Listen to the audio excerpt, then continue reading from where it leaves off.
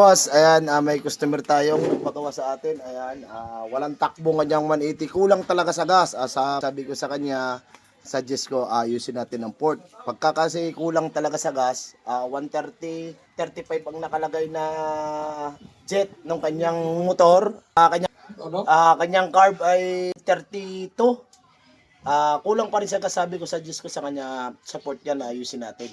Ito yung port nung kay Busing, ayan oh, square type. Ayan, di ko alam kung bakit ganito. Kanya-kanya nga naman diskarte. Ayan ang kanyang hubog, hindi bilog. Para sa akin ay iba rin ang gawa na rin. Ngayon mga boss, papakita ko sa inyo, 32, susukatan din natin, 32 din ang butas na rin. Itutugma natin sa carb niya para diretso ang supply ng gas. Ayan, shout out pala sa may-ari. Bossing, ayan, walang takbo.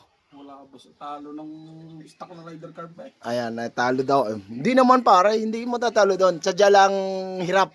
Hirap. Ayan, aayusin natin itong mga boss. Nakikita ko kasi kulang talaga sa gas. Kulang power. Ayan. Dito bibigyan natin ng power up.